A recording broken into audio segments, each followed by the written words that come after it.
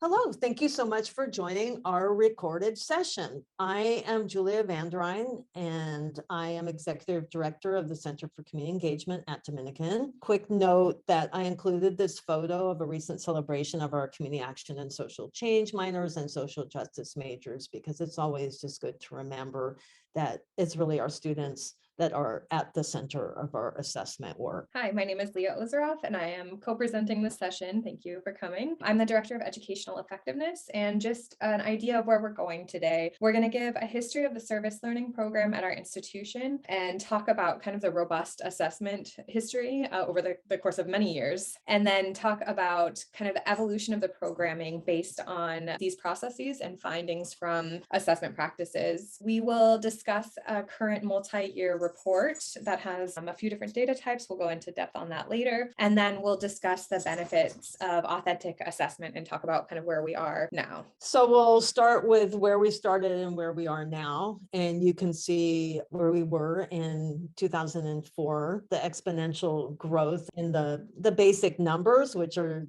number of service learning classes and number of students and number of hours in the community. I personally do not like making a big deal about those hours. It is important for the institution, but we have assessment that backs up how meaningful this time is to student learning. This is our logo, and I use it to remind us that really the roots and what holds everything down and nourishes this programming, which often be complex, the way we work with communities and the way we integrate that into our teaching, that having structures and processes that ground this work has been very important. And it's really been our assessment processes that's informed what we needed to best have this foundation and this rootedness. So one example was an early move we made was to go through our government processes to have a service learning designation for classes approved. And that's important. It helps us centralize so that we can actually track through IR. We can track student enrollment and that therefore have retention and persistence and graduation data. It also really allows us to centralize the work and brand it. And also through this, we actually can import all of our service learning designated classes or export them into GivePulse, which is our online platform that really helps us track, organize, and centralize all our data, as well as has a place for qualitative data because students are able to reflect and document their experiences on GivePulse. And as an administrator, I have like the bird's eye view of everything that's happening every week. And there's a lot of important information there that I often act on. Equally, this came out of early assessment when faculty were telling us that there was really a lot for them to be thinking about and doing with students, especially at the start of the semester. And they didn't feel they were able to give significant time to helping students understand why this kind of education, not just experiential education, but civic engagement and civic learning is crucial to democratic education, especially in college. Equally, we designed our faculty development around the learning outcomes because it's really crucial that faculty understand the learning outcomes are serious and we're accountable to them. And therefore, we take backward design also very seriously and are able, even faculty who don't teach service learning, we're actually able to inform about backward design and about learning outcomes because we've really been an early adopter of this. Here is our rubric that has evolved over time along with our learning outcomes. Many of us use this for grading individual papers and we share this with our students and everything, but this is also the same rubric that we use at the end of every academic year. We all come together, we read and rate papers or artifacts from across all our curriculum, and it's proved to be an extremely important time. We actually have like 99.9% participation of all service learning faculty. We also use it for onboarding faculty who are new to service learning because honestly, we learn so much through this process every year. It's very, very dynamic. It has led to a lot of the improvements in programming that I've already shared, but it also just helps each of us as faculty understand how we can do better for our students and do better for our community partners. I share Bell Hook's observation here because really this process has also been very nurturing and sustaining often this work, we can feel like we're going against the traditional grain of the institution. And over time, faculty have really felt this is a community of practice, and it's a community where they belong. And belonging is just as important for faculty as it is for students and community members. So in that way, we've taken kind of like the ugly, icky caterpillar called assessment, and it's morphed into quite a beautiful butterfly. I know that's corny, but I made this word cloud based on all of the faculty dialogue and comments that came out in our debrief last May in our reading and rating gathering. And it's really very beautiful and exciting to be part of this. Another very important piece of this is the understanding of our partners as co-educators and how we use assessment in broader ways and to create feedback loops and always improving and acting on the input that we get from our community partners about this work. And we're constantly refining the way that we partner and also frame the work. Because we have been so intentional in this work and we have so much evidence and so much data and assessment every year, community engagement is now a major component in the Dominican experience, which is very central to the educational approach and philosophy at our institution.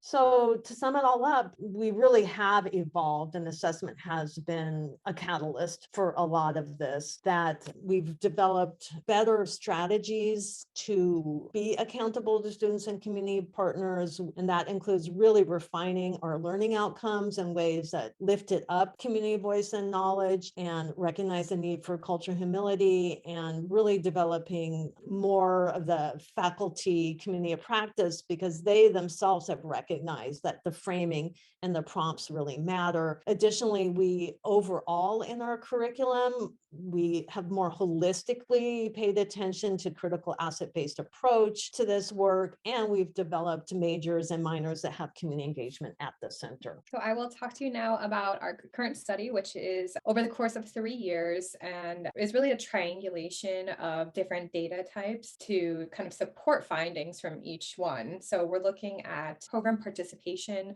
and demographics of students, looking at kind of the overall program growth over time. We're looking at evidence from direct assessment of student learning, as well as indirect assessments from survey data around that students are telling us about the impact of this service learning on their education and lives, really. And then we're looking at outcomes, including persistence and completion rates over time. So the current study, or we've titled it Assessment, Accountability, and Radical Imagination in Action. And first looking at first year student participation. So traditional students coming in. The pinkish line you can see are students who are not participating in service learning, and that teal is students who are. And you can see a crossover last academic year where we're actually having more students participate in service learning than those who are not. That's a trend that's continued into this year, and we anticipate continuing going forward. Looking at the demographics of students who are participating, we've just chosen to represent race, ethnicity here, and you can see greater representation of Hispanic students and Asian students. It's not pictured here, but we also have high rates of first-generation students and low income. And moving on to direct assessment of student learning, here are our program learning outcomes that Julia already kind of talked about with you. This is on a 3-point scale, and this is anonymous rating of student work over the course of 3 years. And you can see almost consistent growth in every area across time, with means above 2.5 for all items and above 2.6 in most cases. Looking now, shifting over to indirect assessment, here are just a few items that we presented to students on a survey that we actually administer every semester, but these results are from last academic year, and you can see from 484 students, 1 to 4 scale means above 3.5 in all areas. And continuing with indirect assessment, here we're looking at civic learning, which is one of the 4 institutional learning outcomes at Dominican and is really central to the education that we provide students. Here again, we're seeing means above 3.5 in all areas on a 4-point scale, with the highest rating for intercultural and understanding respect for difference. Looking just at a one-piece sense of belonging here, we see 91% of our students said that their service learning and community engagement experience enhanced their sense of belonging to the institution. We just pulled out a couple of quotes. I won't spend long on them, but I do want to point out that these data points were collected during COVID. And I really like this one here, talking about building relationships and making a difference in community. It brought a sense of fulfillment and playfulness that I really needed this semester. This was during COVID, and we found that this was actually the primary way students connected to both the university, but also the community as a whole. Switching over to our institutional trends, here we're looking at persistence into the sophomore year for first-year students. The blue line is students involved in service learning, and the green line are those who are not. You can see we have higher persistence rates for those who are involved in service learning. You can also see here that there's actually a widening gap as the years go on between students who are returning for their second year and those who are not, with higher rates for those who are involved in service learning. Similarly, here we're looking at four-year graduation rates. Again, the blue is those involved in service learning, the green are those who are not. And you can see that for earlier cohorts, we had kind of even rates for both groups. And then you can see that really start to shift around 2014, stronger in 2015, and a widening gap as during the more recent cohorts, with the most recent graduating class in 2017 having a four-year rate of 57% for those who did not participate in service learning versus 72% for those who did. So you can see huge impacts across the board, institutional outcomes, learning, all of these points. Yeah, so just to draw it all together, I know we've compacted a lot in a short time, but authentic assessment and investment in doing this in meaningful ways really has fueled the way we implement our work and practice as teachers and administrators, and has led to more institutional transformation. So important points are how we center the lived experience of students and community members we work with. And through all of this, we also can build much more cohesive pathways because we have the data and we are able to track students, know where they are, so that we can deepen this experience for everybody. And of course, building these relationships of trust with our community partners is crucial and has led us to actually make deeper commitments to work as advocates for equity with local marginalized communities. We've also recently won the Campus Compact Institutional Transformation Award. And all of this has really created a very strong foundation so that over the past 2 years, we were able to not only navigate and keep things going during the pandemic, but we actually continued to evolve and learn, create, and co-create programming with partners. So it actually turned into an oddly generative time, and also very important for our students because of the feeling of connection and meaning at a time when they especially needed it. So just going to end this with a short video that really illustrates the ways in which we are walking the talk. Please feel free to contact us with any questions, and stay and watch the video.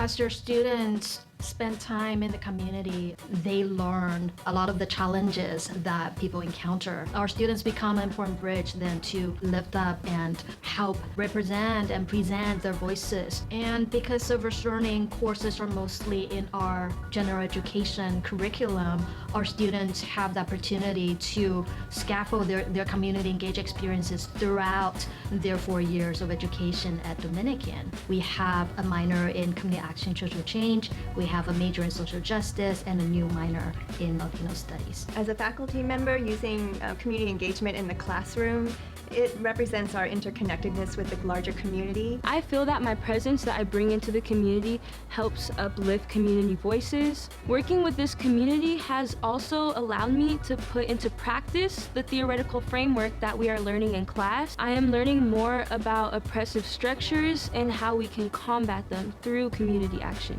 My positionality is definitely important working in the community. I believe that being bilingual has been a huge asset of mine.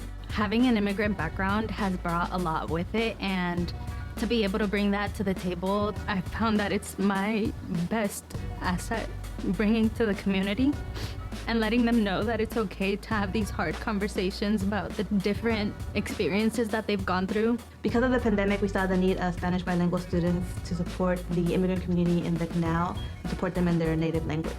The Dominican students showed a lot of commitment in this project because they saw parallels with their own families and how difficult it was for their parents to use technology. So once we started with the digital literacy program with the Spanish bilingual students, we saw there was a lot of more need for them to support programs in the canal.